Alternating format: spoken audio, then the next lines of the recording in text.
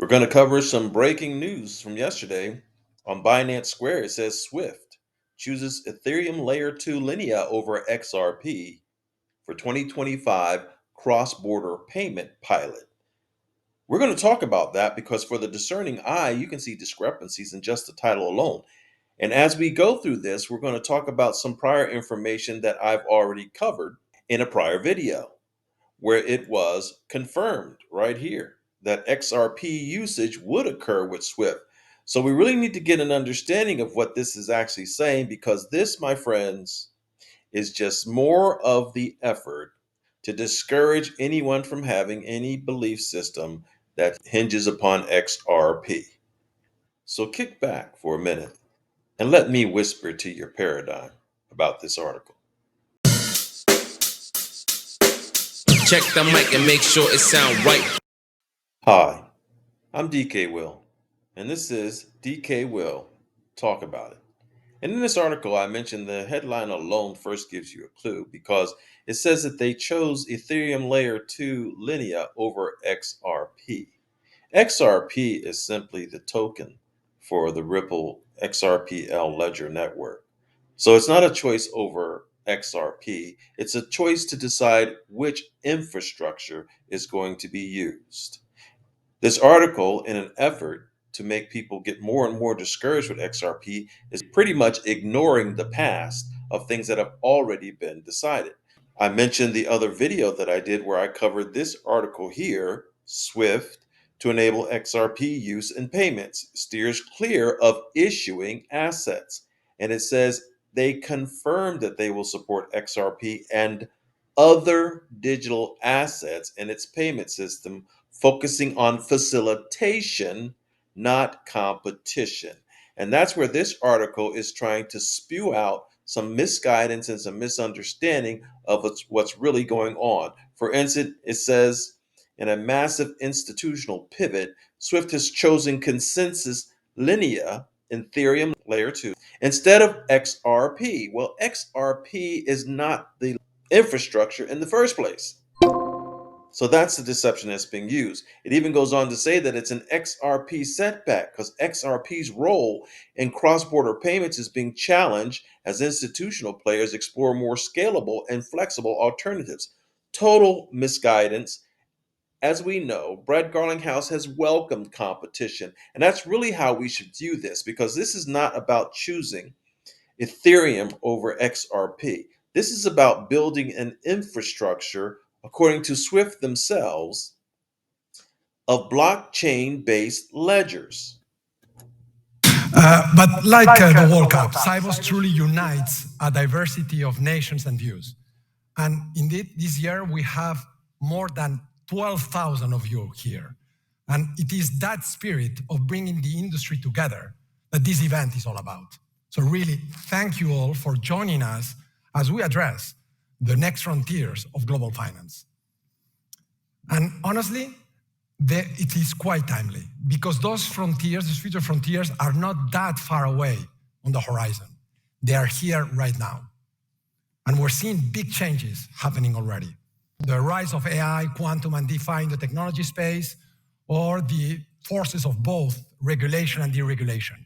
And in our industry, there's a huge buzz around the future of tokenized assets, and obviously off the back of new policy frameworks driving momentum around CBDCs and stablecoins. So definitely a hot topic for discussion this week. And I will add some more excerpts from that speech by Javier Perez Dasso, the CEO of Swift, as we go along.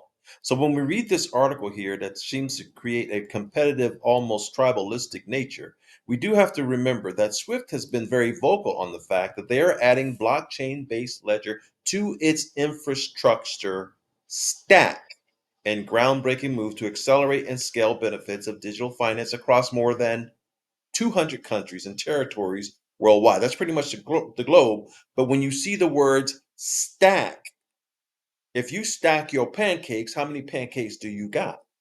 So another thing to remember too is when we see mention of consensus, Swift will work with consensus on a conceptual prototype of the ledger. which will leverage SWIFT's unmatched resiliency, security, and scalability to facilitate transactions using any form of regulated tokenized value.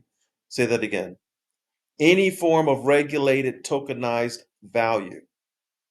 Now, keep in mind, too, in the history of the developments of this infrastructure, Ripple, not XRP, Ripple, XRP is just the coin. Ripple is the company with the technology. And if you weren't aware, be aware now that Consensus and Ripple collaborated on multiple initiatives, most notably in the development of the central bank digital currency infrastructure, which Mr. Javier Perez Tasso just mentioned. You know, I hear a lot of noise out there that the industry needs to do away with existing rails and replace everything from scratch. But I don't think we need to throw out the baby with the bathwater. Let's do a reality check. Today, we connect 4 billion accounts across over 200 countries, 40,000 country corridors, moving the world's GDP every 2-3 days. And already, we can banish some old stereotypes to the history books. So today, 75% of payments on the SWIFT network now reach end beneficiary banks within 10 minutes. Retail payments can be taken yet to a different level, with full value transfers, no hidden fees, and instant settlement at global scale. Just what consumers expect. Because here's the reality. In the future, there will be more ways to move value, not fewer. And consumers will demand more choices, not less. And that's where our innovation track comes in.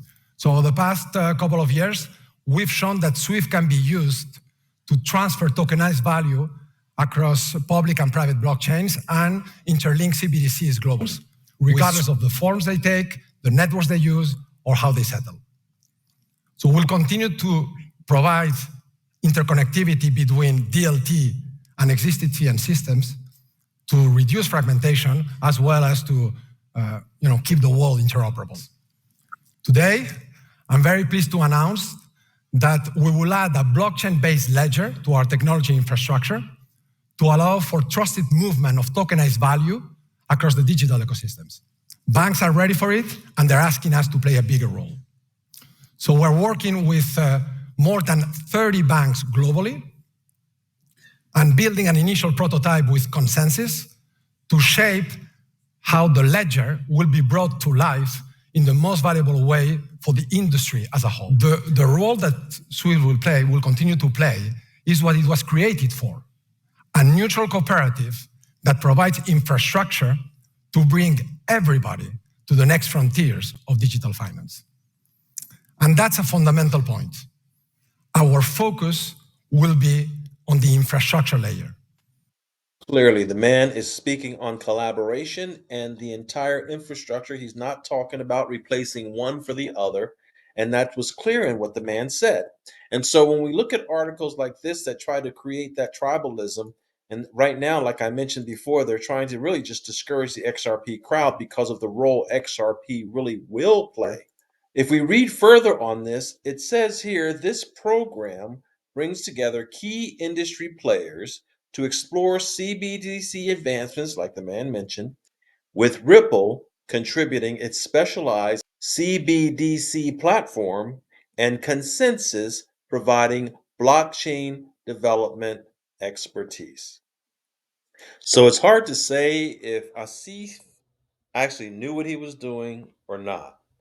But this is a misleading article, and I encourage you to come back for DK. We'll talk about it, and so we can keep the air clear. It's a collaboration, which was brought out in the article that I covered in the other video that I highlighted. And in this article, it says point blank, the network will provide infrastructure for digital assets without competing with them or dictating which assets to use. So the use of the infrastructure does not exclude the use of XRP. XRP is not designed for the retail customer. It's designed for the big money. It's a whole nother window. Just like he said, public and private networks. By supporting assets like XRP, SWIFT positions itself as a facilitator rather than a competitor in the digital asset space. The types of tokens exchanged on the ledger, the money layer, this is a territory of commercial and central banks. And we'll be discussing with them about how to complement and reuse this new infrastructure. So these are our two parallel tracks.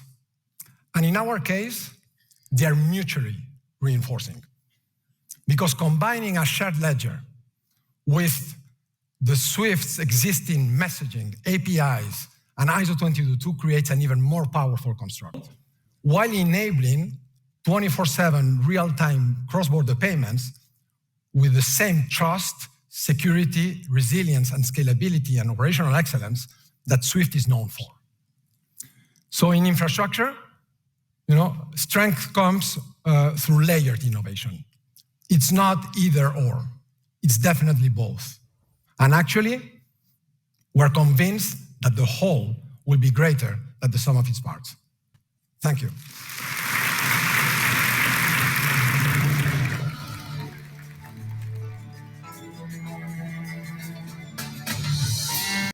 So I'm not asking you to take my word for it. That was the CEO of SWIFT.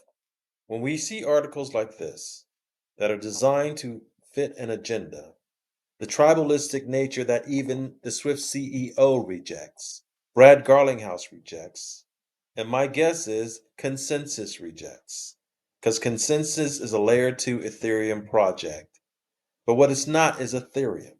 So when you watch these kind of things, folks, I hope that you appreciate that here I give you enough evidence to whisper to your paradigm for you to see and sift through, peek behind the curtain, and not get caught up in the noise, not get caught up in the narratives, and to understand what you read. And then you will also begin to learn to understand that lizard talk.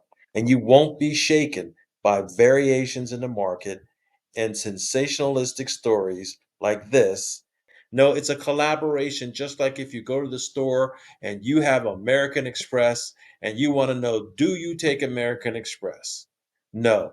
Do you take Visa? No. Do you take MasterCard? No. Do you take Diners Club? Yes. That's what's going on, folks. The infrastructure, not the coin. I'm DKWILL. This is DKWILL Talk About It. And I have talked about it. Have a wonderful day. Check the mic and make sure it sound right.